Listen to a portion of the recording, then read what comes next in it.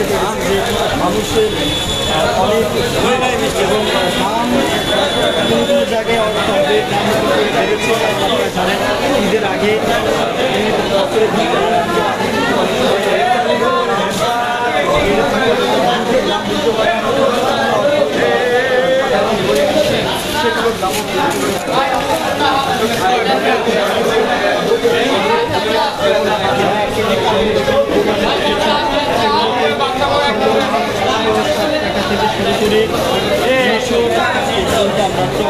দাম দেখেছি এবং এর 200 টাকার উপরেও জায়গা ভেদে কিন্তু টক দই হচ্ছে। এবং বিশেষ করে যেহেতু আগামীকাল ঈদ, আজ মানুষের টক দই যারা নিয়েই বাড়িতে ফিরবেন তারা দামের বড় দেখছেন না।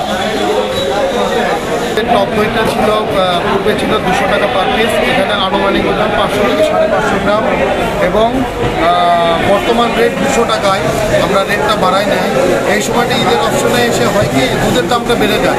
আমরা আগে কিনতাম 60 টাকা লিটার দুধ, এখন সেটা 90 টাকা করে লাগছে।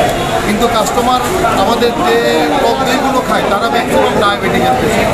তাদের কথা চিন্তা করে আমার কোম্পানি টক দইয়ের দামটা বাড়ানো এবং এটার চাহিদা এত পরিমাণ থাকার কারণে আমরা প্রোডাকশনে দিতে পারছি না। আমার আজকে যে ঘটনাটা ঘটেছে এখানে সকালবেলা ঈদের আগের দিন আজকে ভোরবেলা আমরা দইটা কারখানা থেকে নিয়ে আসছি। আমার আগে থেকে বুক করা টক দইগুলো আমরা কাস্টমারকে দিতে পারি না। এখানে যে ঘটনাটা ঘটেছে অনেক কাস্টমার টক দই আমার ড্রাম থেকে বের করে তারা হাতে দিয়ে ধরে আছে। এটা একটা অবাক হওয়ার বিষয়।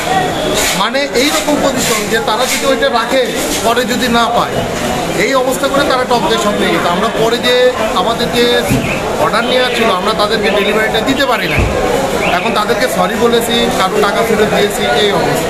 এখন কি টক দই নতুন করে না, নতুন করে আর প্রোডাকশন হবে না। এটা এখন আজকে প্রোডাকশন হবে কালকের জন্য।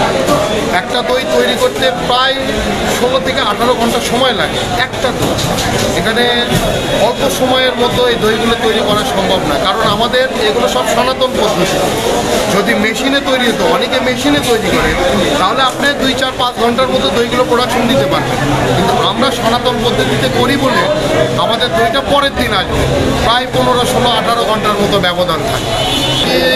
দুধ থেকে প্রায় আপনার 1টার মতোই নামবে, এর বেশি নামবে না। বা একটু 500, 550 গ্রাম দই আসবে এটাতে। ঠিক আছে, এই ধন্যবাদ। দর্শক, আমরা এশিয়া সুইটসের ম্যানেজার, তার সাথে কথা বলছিলাম। জানাচ্ছিলেন যে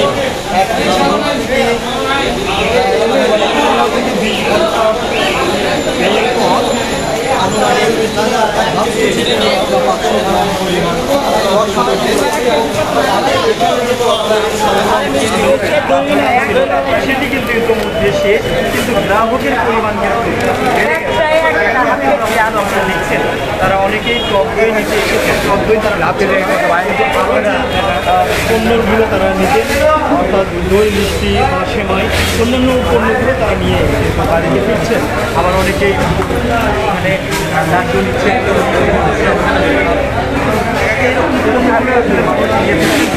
আগামীকাল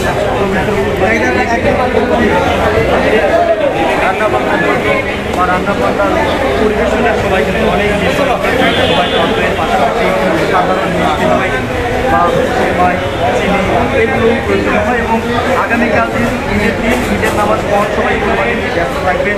সেক্ষেত্রে নতুন করে আসলে কেনাকাটার সময় বা সুযোগ খুব কম।